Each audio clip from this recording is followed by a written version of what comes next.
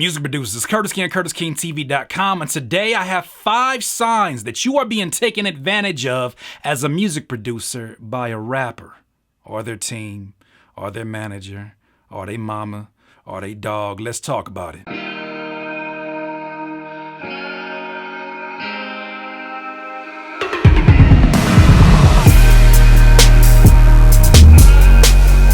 Music producers, many of you approach me with questions that I can't really answer because I'm not on a one-on-one basis in terms of figuring out if you're being taken advantage of. A lot of you are like, yo, I sent my beats into this email and they were saying they was looking for it, but they're not getting back to me now, and I think they're getting ready to drop a project with my beat on it, so what do I do? Well, at that point, sir, it starts to become a little bit too late. I mean, the window starts closing. But here are 5 signs that I think that are pretty across the board in terms of maybe you're not the most important thing in the room anymore. Maybe you're just a side story. Maybe you were something that somebody got excited about at one time as a rapper, and now they're looking at you as just a tax write-off. Well, here are some signs that you're gonna wanna look out for that you are possibly being taken advantage of, especially when it comes to your relationships with rappers and their representation. The first sign that you're being taken advantage of, poor communication. How many times have you sent beats out to rappers, or they've reached out to you to work with them, and the moment that it came to actually sending the beat out, the communication is pure. But the moment that it came to getting your payment, or the moment that it came to trying to get details in terms of when the project is coming out, or even trying to figure out when the studio session is that they'll be mixing your particular beat in the song, it's crickets. Nobody's getting back to you. That poor communication may be a sign that somebody is busy, but more likely than not, it's a sign that you're not as important as the people that are actually in the room to them. So it's important that you recognize this as you start to exert your energy in terms of getting their attention. Second sign you're being taken advantage of as a music producer. It's a take-take relationship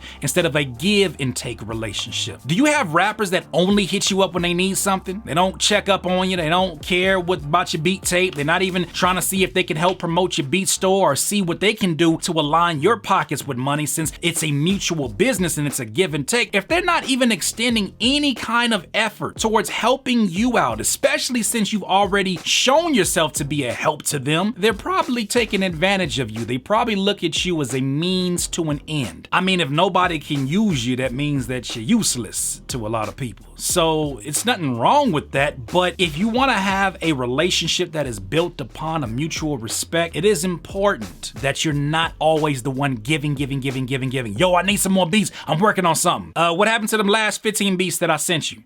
Huh? Oh, I don't know. Just send me some more beats. Fam, I'm not about to send you another batch after you got 20 from me now. You know, matter of fact, I'm gonna send it to you. I got you. Yo, fam, man, when you get a chance, send me some more beats. I didn't even send these beats yet, man. Calm the hell down. That's a take relationship. And you gotta put yourself in a position to where they recognize the value that you can bring their musical project. They have to recognize that you are adding something to their situation. The problem is a lot of producers don't really have any leverage like that. And that's why they feel like, I don't wanna ask for too much, or they feel like they don't have the leverage, even though a lot of them do have the leverage in certain situations. But my point is this: don't allow somebody to just take, and you never have that take and be reciprocated in the form of either aligning you with other opportunities to get paid, either putting you in situations where they push this stuff out for placement, maybe even having a rapper that says, hey, I bought the exclusive off of you, and you know what, beyond that, let's try to align you being able to sell the instrumental and make some money off of that since that's your beat. And so with that said, you gotta make sure that it's a give and take relationship. The third sign you're being taken advantage of: everything is a verbal agreement and not put into writing. A lot of producers don't want to bring up business in the studio sessions because they don't want to kill the vibe. It's smooth. They don't want to kill the vibe. I don't want to talk about me getting paid, but I want to complain about it to everybody when I get taken advantage of. How does that work? You must be able to not only speak about the business, but get it in writing. If that person says, yo, I'm gonna split this down the middle with you 50-50, you get that in writing. If they say, oh man, I don't really handle my own business, lead me to the person that does handle your business, because we have to discuss this and get this in writing. Because there's too many producers that get excited in the moment when the craft and the art is right in front of them. And I know we're all artists and creative by nature, but so many of us get so excited that it blinds us to the most important aspect of protecting our art and ensuring that we can continue to create art. If you ain't got no money to build your studio or upgrade your equipment, what happens when your shit turns down or shuts down? You gonna hit that rapper up like, hey man, like, you know, I did a lot of beats for you, know what I'm saying? He be like, man, that sucks. Hope it works out for you. Don't be that person. So if you're in that situation, what you must understand is that you must get these things in writing. A lot of rappers, a lot of artists make a lot of promises. I've heard some very high influential artists that I've done collaborations for independent artists. They just give it to them off of their strength. Like, yo, I got you, bro. Just cut me like a few G's and I got you. And they do that. And then a song comes out and that artist's label is like, take that down. We never approved that. Well, if you had it in writing, then it would at least give you a little bit more leverage when it comes to the actual business of the dealing. But if you just had a verbal agreement, how can you prove that? And on top of that, that's not something that is going to always ensure that you'll be able to use what was given to you in a verbal agreement. So make sure you get it in writing. The fourth sign you're being taken advantage of. This is one I definitely had to deal with. They spelling your name wrong on the credits, or they're not even crediting you at all. How do you not credit the very person that gave you the foundation for the song that you created? How could you not? Why would you not want to? If anything, it should be a matter of, you know what, it's a little embarrassing how much you're crediting me. It's a little bit embarrassing. You ain't gotta put me in an actual featured artist, but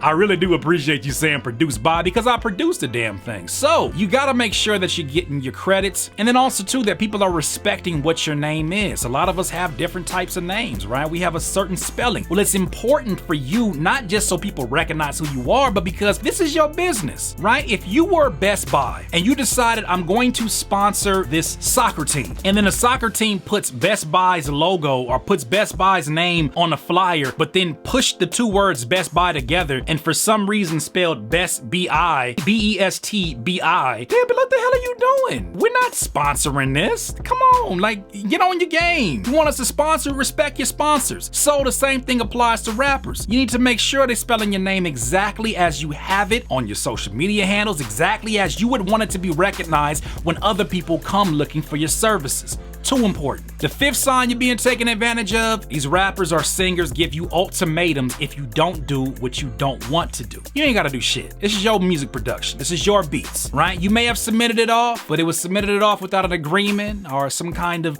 disclaimer, but you don't have to agree to whatever they tell you you need to agree to, or, oh, we gonna do this to you. No, no, no. Ignore all that shit, all right? You get all these ultimatums from somebody, you shouldn't be getting ultimatums. You should be getting a way to compromise. People who are doing business with you that respect you will try their best to find some sort of middle ground. Even if it means that they get a little bit more of an advantage, at least they're trying to work to ensure that you're not completely getting humped out of the, the money on the deal. You're not completely getting kicked the hell out and people are disrespecting you and walking over you like Allen Iverson did over Tyronn Lue that one time. This is not what you need to happen. So if you keep getting somebody that's like, yo, you better do this or else. Or else what? I'm gonna take the damn beat and put it on BeatStars and sell it on a regular basis using Curtis King's affiliate link that he has in the description below? Yeah, I'll do it.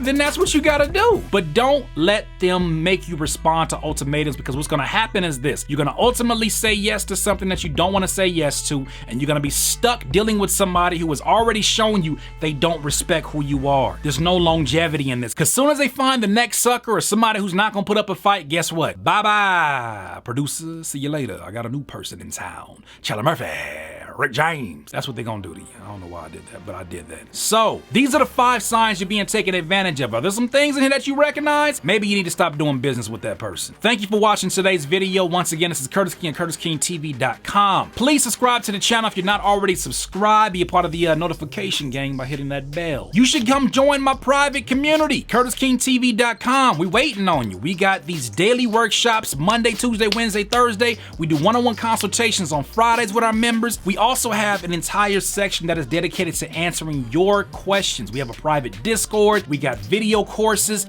like how to build a music producer website. We have FL Studio Beginners course, as well as a course that was donated from my friend Busyworks Beats at busyworksbeats.com. And he donated to us because we believe, all mutually believe, as content creators, as influencers, whatever you want to call it, as educators, we believe that we have to give value first in order for you to get to your next level. We want want to help you do that. Part of that is joining a community that is going to give you not only the information that you need, but also the accountability that you need. So join us, CurtisKingTV.com. In this life, you will not be full of life until you decide to live life to its fullest. Once again, it's Curtis King, the leading voice of the online music producer and rapper community. Don't at me, sucker.